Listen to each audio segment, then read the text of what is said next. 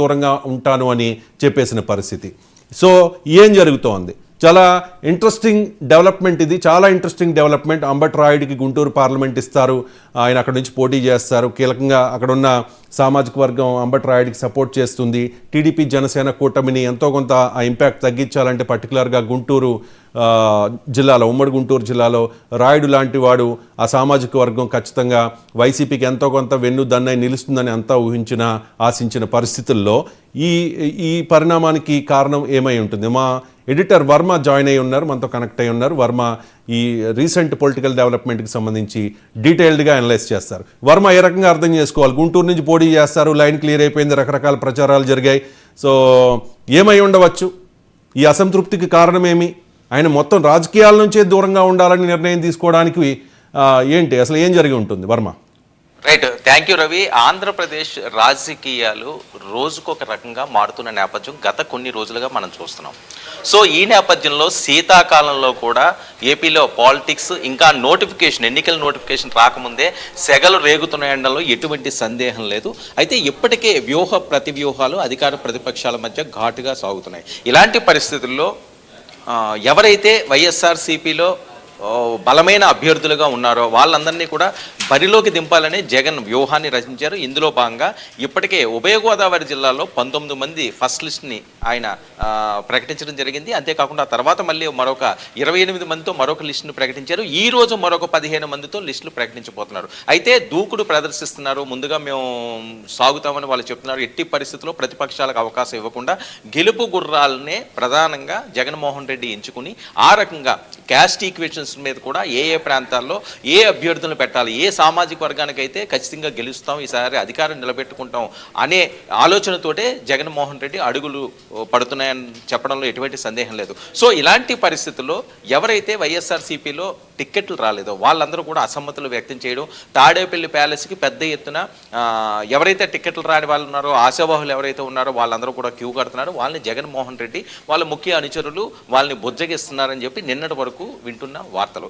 అయితే ఈరోజు రాజకీయ పరంగా ఆంధ్రప్రదేశ్లో మరొక కొత్త డెవలప్మెంట్ ఏర్పడింది. ఎందుకంటే చాలా కీలకమైన పరిణామం ఈరోజు చోటు చేసుకుందని చెప్పొచ్చు ఏపీ పాలిటిక్స్లో, ముఖ్యంగా వైఎస్ఆర్సీపీలో.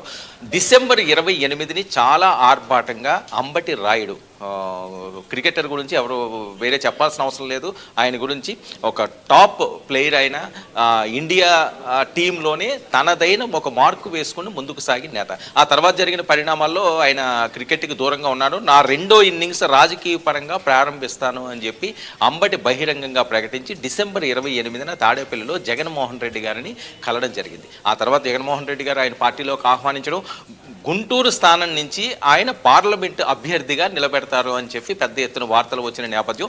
మరొక ఈక్వేషన్లో భాగంగా జగన్మోహన్ రెడ్డి ఊహించింది కాపు సామాజిక వర్గం. ఏదైతే ఈరోజు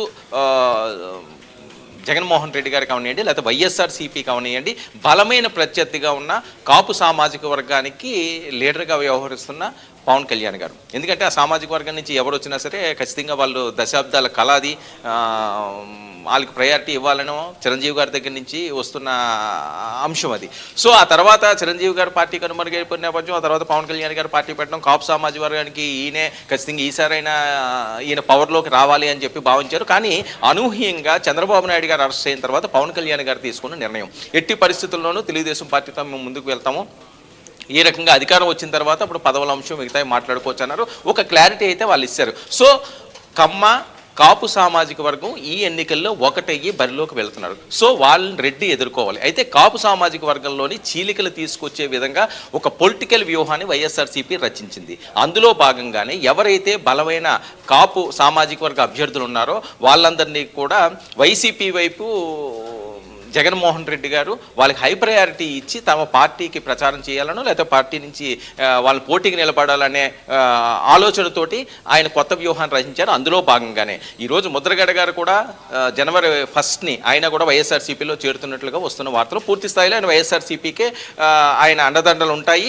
ఆ రకంగానే ఆయన ముందుకు సాగుతారు. ఎందుకంటే ముద్రగడ పద్మనాభం గారి గురించి కూడా ఖచ్చితంగా ఇక్కడ ప్రస్తావించుకోవాలి. ఎందుకంటే కాపు సామాజిక వర్గాన్నే జగన్మోహన్ రెడ్డి టార్గెట్ చేశారు అనడానికి ముఖ్య కారణం. మరొకటి వంగవీటి రాధా గారు కూడా ఆ పార్టీలోకి వెళ్ళే అవకాశం ఉంటుందని మరొక ప్రచారం నడుస్తుంది. ఆయన క్లారిటీ ఉన్నప్పటికీ ముద్రగడ గారు ఎప్పటికీ క్లియర్. అలాంటి టైంలో అంబటి రాయుడు, ఆ సామాజిక వర్గానికి చెందిన అంబటి రాయుడిని కూడా ఈయన పార్టీలోకి ఆహ్వానించడం జరిగింది. ఎంపీ స్థానం ఇస్తామని చెప్పారు. గుంటూరు ఆ ప్రాంతం అంతా కూడా అసెంబ్లీ ఇస్తామని హామీ ఇచ్చారా అని చెప్పి ఇస్తామని హామీ ఇచ్చారా? ఖచ్చితంగా గుంటూరు నుంచే ఆయన పోటీ అని చెప్పి వైఎస్ఆర్ శ్రేణులు మాట్లాడే పరిస్థితి. సో ఆ తర్వాత జరిగిన పరిణామం ఏంటి అన్నది, ఎందుకు ఆయన ఈ రకంగా ట్వీట్ తో తెలియచేయడం, బహిరంగ ఎటువంటి ప్రెస్ మీట్ ఏం పెట్టలేదు. ఆయన ట్విట్టర్లో ఒక పోస్ట్ పెట్టడం జరిగింది. నేను రాజకీయాలకి దూరంగా ఉండాలని నిర్ణయించుకున్నాను, నా భవిష్యత్ ప్రణాళిక ఏంటన్నది నేను తర్వాత చెబుతాను అని చెప్పి ఆయన ఈ రోజు ట్వీట్ చేయడం అన్నది చాలా ఆశ్చర్యకరమైన విషయం. ఖచ్చితంగా అంబటి రాయుడు జాయిన్ అయ్యే క్రమంలో ఎష్యూరెన్స్ వచ్చి ఉంటుంది మీరు అన్నట్టుగా. కానీ ఆ తర్వాత జరుగుతున్న పరిణామాలను చూస్తుంటే చాలా చోట్ల పార్టీకి మొదటి నుంచి పార్టీలో విశ్వసనీయంగా ఉండి పార్టీ కోసం కష్టపడిన వాళ్ళకే ఇప్పుడు సీట్లు ఇవ్వలేని పరిస్థితి. అలాంటప్పుడు నిన్న కాక మొన్న వచ్చిన అంబటి రాయుడికి గుంటూరు సీటు ఇవ్వలేని పరిస్థితి వచ్చిందేమో. బహుశా అందుకేనేమో ఆయన మొత్తం పార్టీకి రిజైన్ కాదు, మొత్తం రాజకీయాల నుంచి కూడా దూరంగా ఉండటానికి కొన్ని రోజులు అని చెప్తున్న పరిస్థితి. అలా ఏదైనా జరిగి ఉండొచ్చు అంటారా? అంటే ఖచ్చితంగా ఇందులో రవి ఎలా ఉంటాయంటే రాజకీయాలకు సంబంధించి ఈ